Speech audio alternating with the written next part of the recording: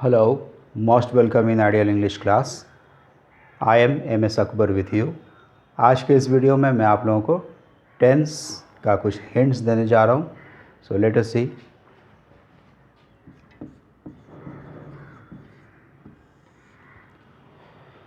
ये एक बहुत ही इम्पॉर्टेंट चैप्टर है. यानी जो भी सेंटेंसेस हम बोलते हैं उनमें से मैक्सिमम सेंटेंसेस टेंस के फॉर्म्स पर आधारित होते हैं. ओके, सो इसलिए ये एक इम्पॉर्टेंट चैप्टर है. आप इसे ठीक तरीके से समझें. टेंस के फॉर्म्स को जानने से पहले इसके पहले की कुछ बातें, जिससे कि आप एक आउटलाइन एक आइडिया आपको मिल जाएगा टेंस को ठीक तरीके से समझने के लिए. तो सबसे पहला क्वेश्चन है, व्हाट इज टेंस?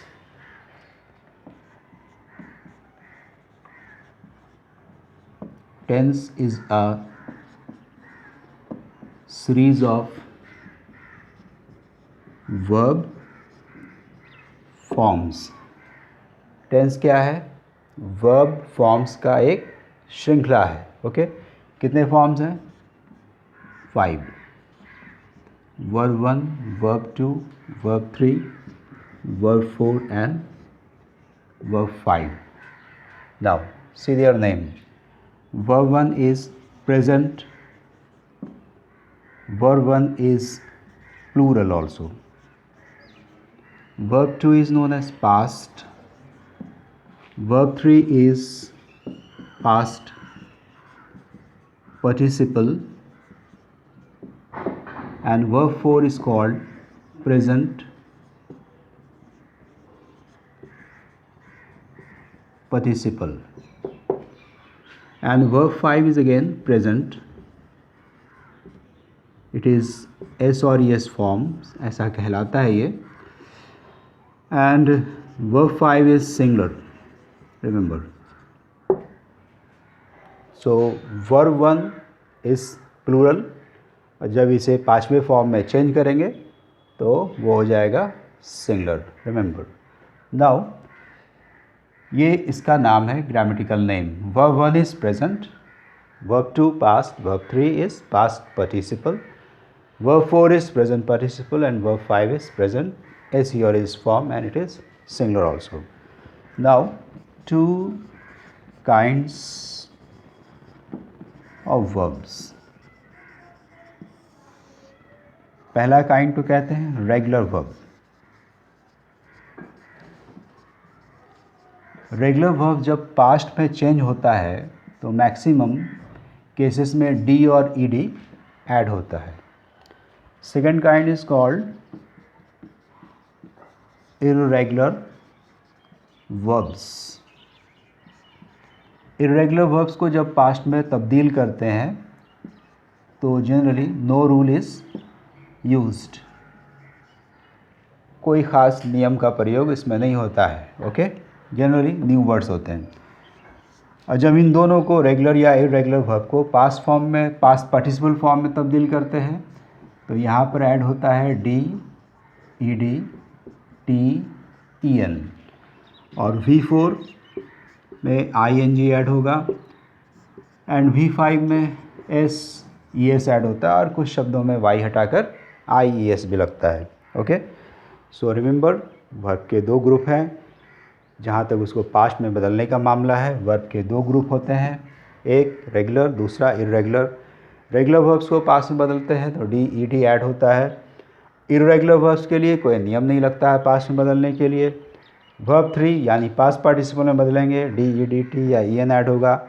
कहीं कहीं पे कुछ और भी वर्ड्स का इस्तेमाल होता है, लेकिन मैक्सिमम वर्ब में ऐसा यूज़ होता है. Verb 4 I N G use होगा एंड वर्ब 5 में एस या एस लगेगा. Now something more to know, जिसे आप नोट में लिखिए. Number 1,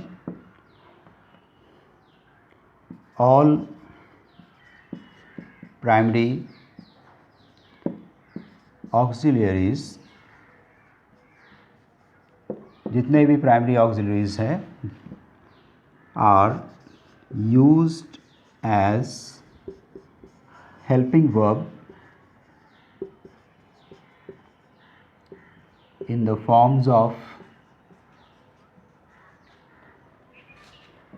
forms of tense. सारे प्राइमरी ऑक्सिलरी वर्ब, चाहे वो वर्ब टू बी का ग्रुप हो, वर्ब टू हैव का ग्रुप हो या फिर वर्ब टू डू का ग्रुप हो, इन सारे प्राइमरी ऑक्सिलरीज का प्रयोग जब आप टेंस के फॉर्म में करेंगे तो वो केवल हेल्पिंग वर्ब बन जाता है, यानी वो फुल वर्ब मेन वर्ब की तरह से उसका प्रयोग नहीं होता है। लेकिन यहाँ पर एक्सेप्शन है। एक्सेप्शन में आप देखिए verb do, does and did, primary auxiliaries का ये तीन वर्ब डू, डज और डिड, इनका प्रयोग are also used as main verb, यानी इसका प्रयोग मेन वर्ब की तरह से भी होता है। डू, डज, डिड, इनका प्रयोग सेंटेंस में मेन वर्ब की तरह से भी होता है और हेल्पिंग वर्ब भी है। दूसरा फैक्ट जानिए वर्ब 5 से related. Verb 5 is used in simple present tense only with third person singular subjects. Okay, remember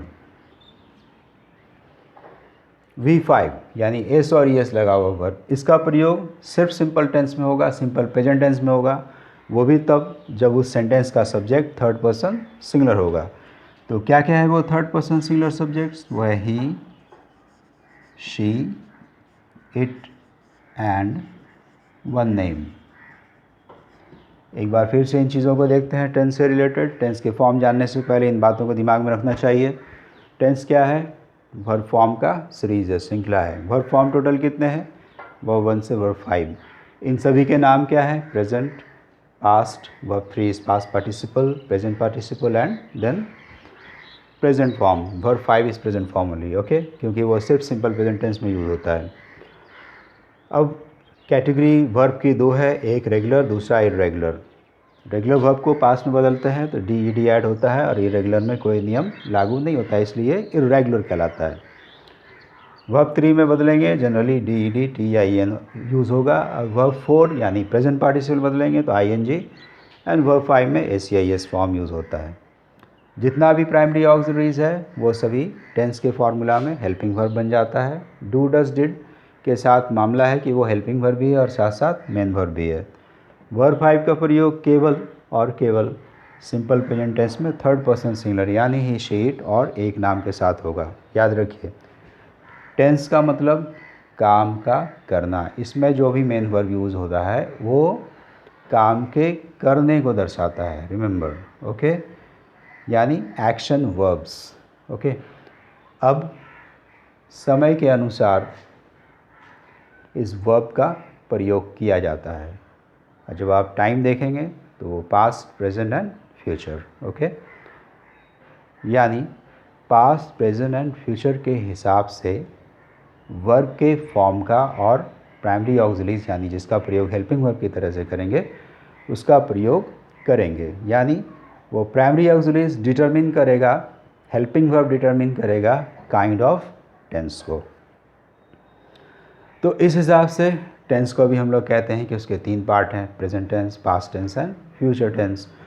time से जब उसको हम रिलेट करते हैं तो ये 3 कैटेगरी में उसको बांटते हैं। फर्दर काम करने की शैली के अनुसार ग्रामेरियन ने उस शैली के अनुसार हर एक टेंस को 4 पार्ट में बांटा है। पहले को कहते हैं सिंपल, दूसरे को कहते हैं, सिंपल का दूसरा नाम भी है इंडेफिनिट, उसके बाद कंटिन्यूअस, प्रोग्रेसिव और इम्परफेक्ट भी कहलाता है।